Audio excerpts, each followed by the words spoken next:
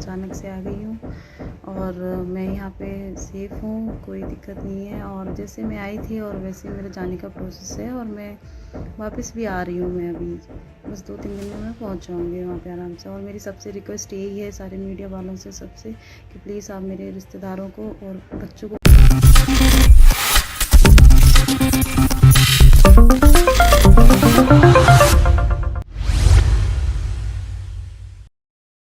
नमस्कार, next 9 news देख रहे हैं आप और मैं हूं आपके साथ प्रज्ञा सिंह।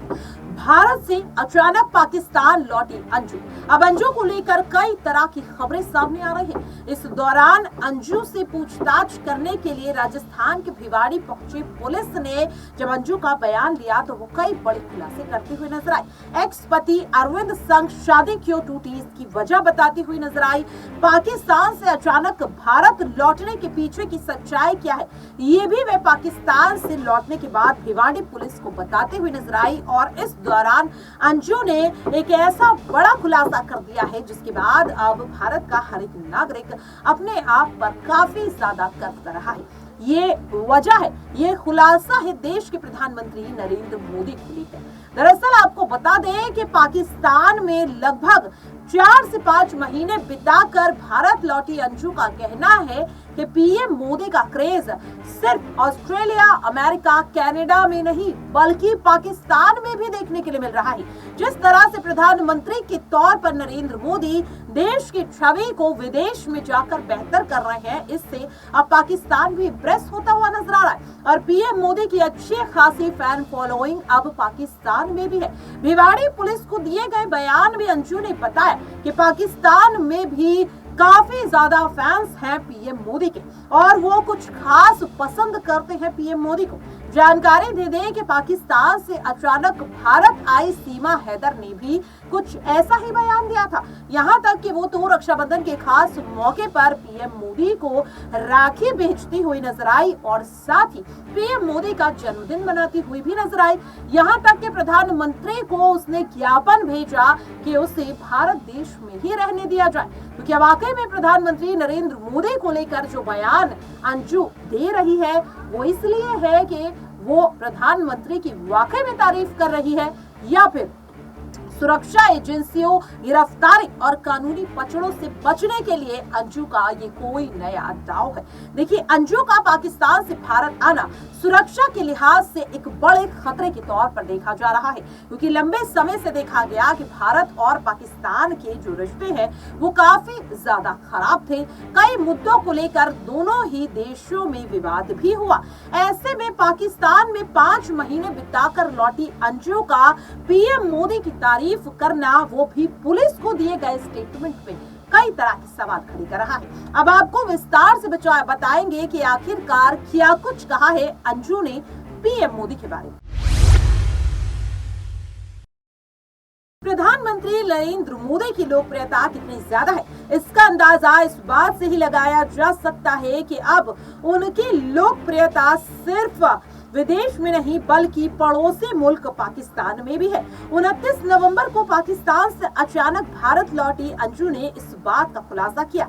जब से अंजू भारत लौटी है वे तब से पाकिस्तान के लोगों और अपने एक्सपीरियंस को लेकर नई नई बातें शेयर कर रही है।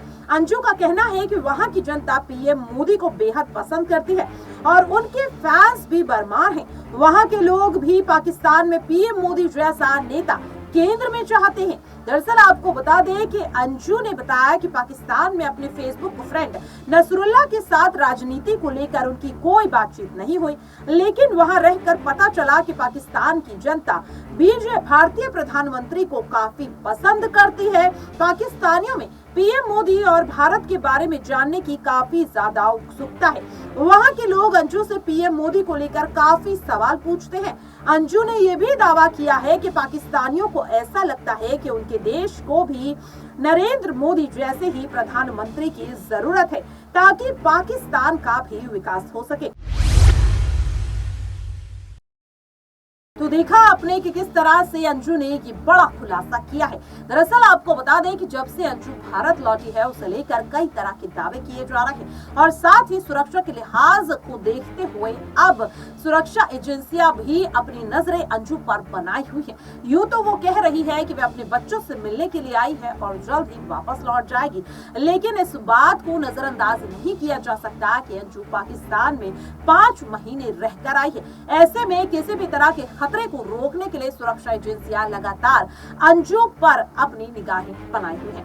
अंजू द्वारा पीएम मोदी को लेकर दिए गए इस स्टेटमेंट पर आपकी क्या राय है, आप हमारे साथ कमेंट बॉक्स में साझा कर सकते हैं। फिलहाल के लिए इस खास रिपोर्ट में इतना ही। बाकी की तमाम अपडेट्स के लिए आप सभी देखते रहिए नेक्स्ट 9 न्यूज।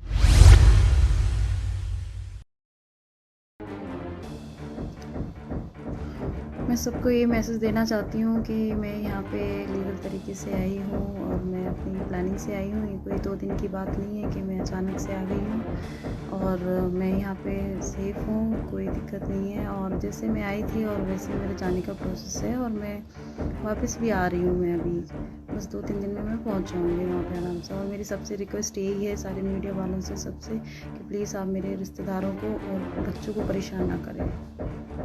बस ये रिक्वेस्ट है, उनको परेशान ना करें प्लीज़। जो कुछ बात करनी है मुझसे बात करें, मुझे कांटेक्ट कीजिए, मैं लाइन पे हूँ हर टाइम। ताल्लुक है और PSG group, park star group of companies और पार्क सिटी, इसका मैं मालिक हूँ। हम बुनियादी तौर पे ये जो काफ़ी दिनों से सोशल मीडिया के अंदर हमने देखा कि ये जो अंजू नाम की लड़की हैं जो जिनका ये ससुराल है यहाँ पे जो आई हैं हिंदुस्तान से, और इनका जो नाम फातिमा भी जो नाम यहाँ पे इन्होंने इस्लामिक नाम रखा है, तो हम बुनियादी तौर पे इस खुशी के इजहार के साथ कि एक खातून एक मुल्क से वहाँ से ट्रैवल करती है, यहाँ पे आके इस्लाम को कबूल करती है और उसके बाद वो यहाँ पे आके अपनी ज़िंदगी गुजार रही है, तो हम इस खुशी के साथ उनको मुबारकबाद देने के लिए भी आए और इस्लाम के अंदर वेलकम करने के लिए भी आए। ये तरीक़ाकार बुनियादी तौर पे हमारे अकाबरीन बुजुर्गों का, हमारे अजदाद का है। पहले वक्तों में भी अगर कोई दीगर मज़ाहिब से कोई लोग मुसलमान होते थे तो उनको अप्रिशिएट करने के लिए हमारे आबा अजदाद ये काम करते थे। तो हमारी ये छोटी सी कोशिश थी कि हम जो अपने हिस्से का काम कर सकते हैं तो उसके लिए। दूसरा हमारा ये था कि जब कोई अदर कंट्री के अंदर जाता है तो सबसे बड़ा मसला उसके लिए घर का होता है, उसकी रिहाइश का होता है।